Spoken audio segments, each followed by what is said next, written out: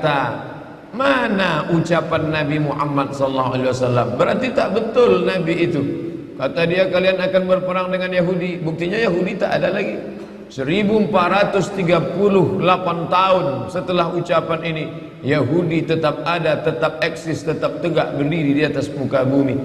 Orang mengatakan yang lain, wa ila samud akhahum salihah, kaum Samud, wa ila adin akhahum huda, kaum Ad, wa ila madyan akhahum syuaiba, kaum Madyan, Irama zatil imad, kaum Iram.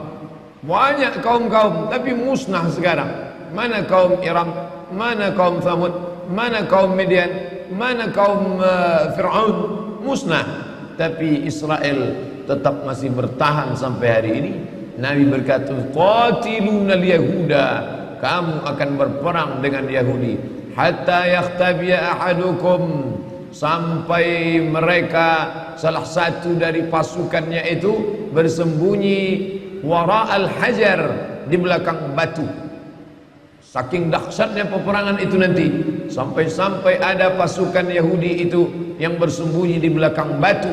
Lalu kemudian yaqulul hajar, batu itu pun akan berkata, apa kata batu itu? Berkata kepada orang Islam, ya abdallah, wahai hamba Allah, hadza yahudiyun warai, ini ada orang Yahudi bersembunyi di belakang aku, faqtulhu, bunuhlah dia. Mana mungkin batu berbicara? Oleh sebab itu, kalau tidak bisa memahami kitab Sahih Al-Bukhari, jangan dibaca sendiri, dilihat terjemahnya, lalu karena tidak masuk akal ditolak. Ini tidak betul ini.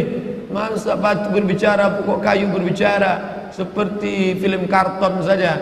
Ini tidak betul. Maka baca syarahnya. Ulama banyak mensyarah. Kalau ayat tidak paham, baca tafsir. Tafsir Tabari, Abu Ja'far Ibn Jarir At-Tabari.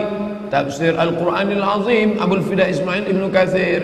Tafsir Al-Kabir, Mafatihul Ghaib, Fakhruddin Ar-Razi. Tapi kalau tidak paham hadis, hadis itu ada dalam Sahih Al-Bukhari, baca kitab syarah yang sudah dijelaskan oleh para ulama. Yang paling masyhur populer Fathul Bari, ditulis oleh Imam Al-Hafiz Ibn Hajar Al-Asqalani Asy-Syafi'i. Tapi Fathul Bari ada dua, satu Fathul Bari Syafi'i, satu lagi Fathul Bari Hambali yang ditulis oleh Imam Ibn Rajab Al-Hambali rahimahumullah. Ada satu lagi syarah Sahih Bukhari yang ditulis oleh Imam Al-Qastullani, yaitu Irsyadus Sari.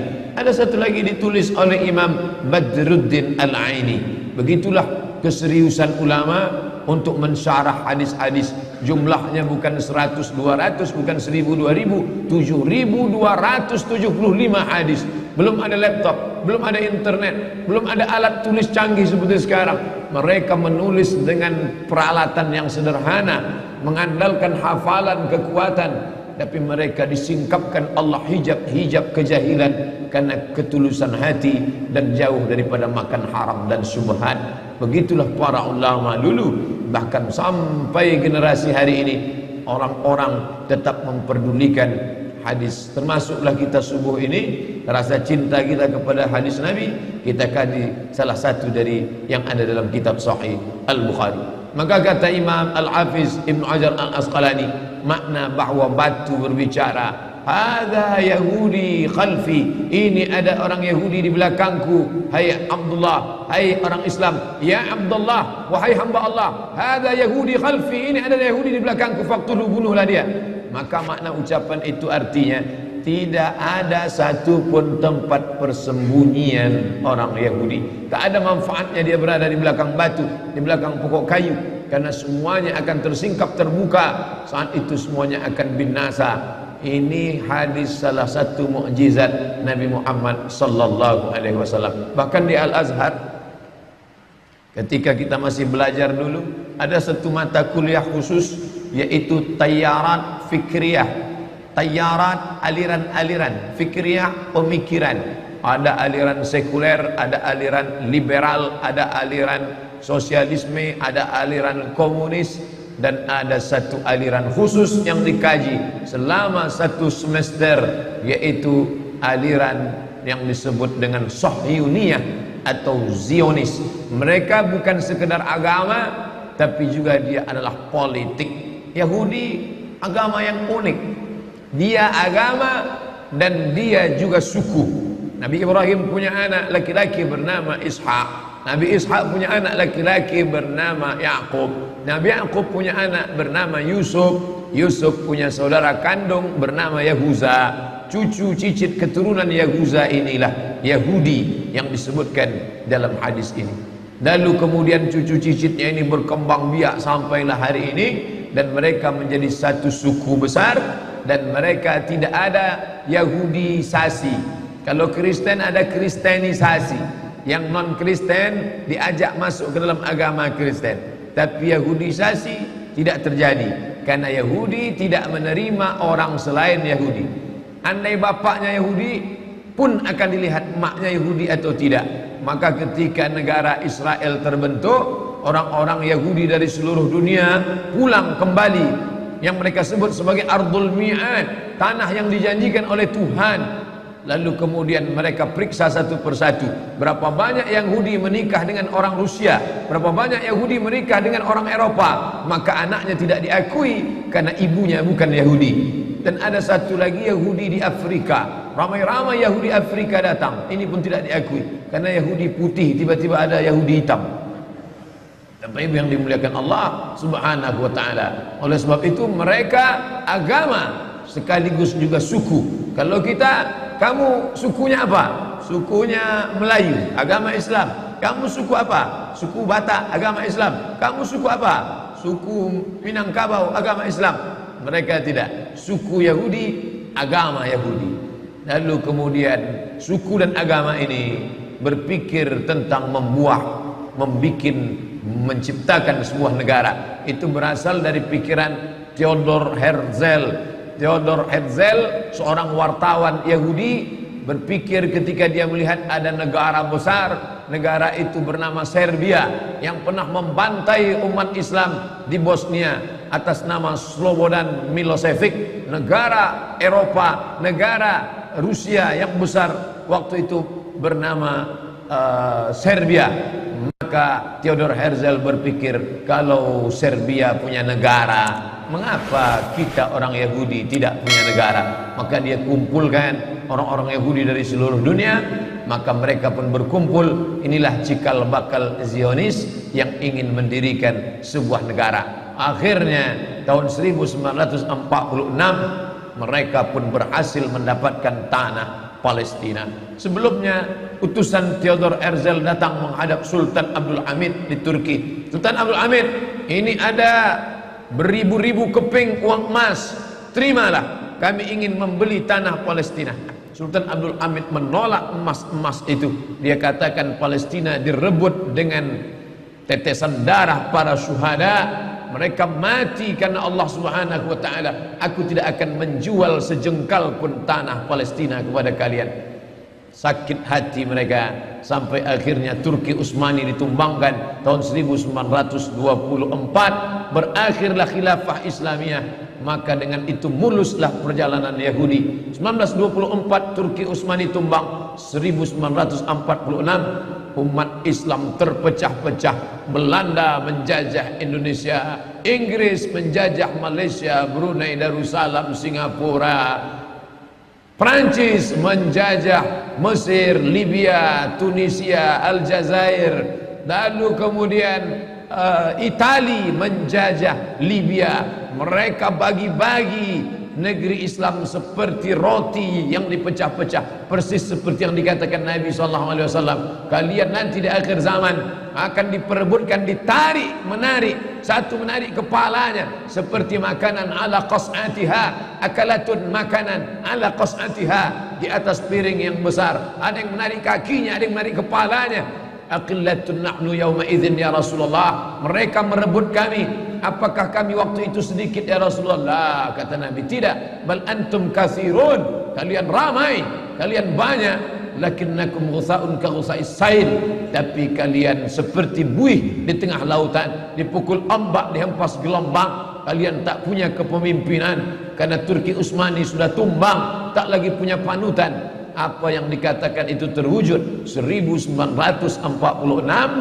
maka kebetulan Palestina dipegang oleh Inggris. Inggrislah yang memikul dosa terbesar. Bagaimana Palestina bisa jatuh ke tangan Israel, laknatullah alaihim. Lalu kemudian Palestina bulat-bulat diserahkan oleh Inggris. Ini bumi Palestina diberikannya kepada orang-orang Yahudi. Sejak 1946 seluruh Yahudi dunia, Yahudi Rusia, Yahudi Eropa, Yahudi Amerika, Yahudi yang ada di Arab, mereka kembali beramai-ramai ke tanah Palestina. Dan sekarang semua Yahudi yang sudah pulang lebih kurang 5 juta orang. Penduduk Riau 6,5 juta. Yahudi hanya 5 juta saja. Tapi mereka menguasai ekonomi, perfilman, hiburan. Anak-anak kita menonton film karton, sinetron, horor, film perang.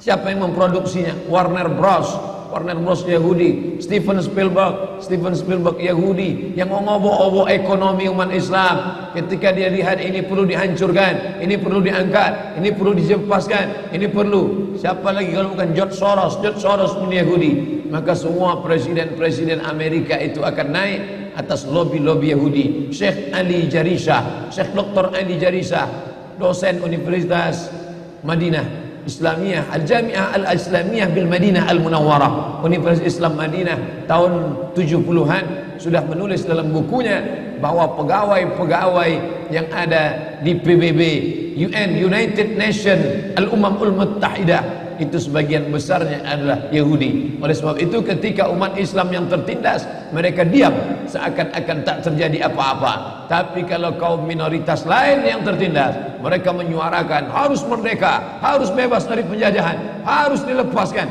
Tapi kalau umat Islam, mereka diam, mereka sepi daripada komentar. Kenapa? Karena tidak ada kepentingan di dalamnya. Bapak Ibu yang dimuliakan Allah Subhanahu wa taala, seorang warga negara Perancis, alirannya sosialis komunis, tapi kemudian Allah lembutkan hatinya, maka dia masuk Islam.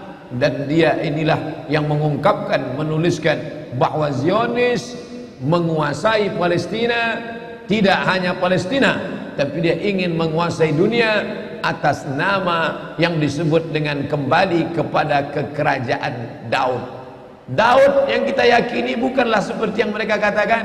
Kita meyakini Nabi Daud alaihissalam sebagai orang yang soleh, sebagai orang yang pandai. Wa alanna lahul adid, kami lunakkan besi.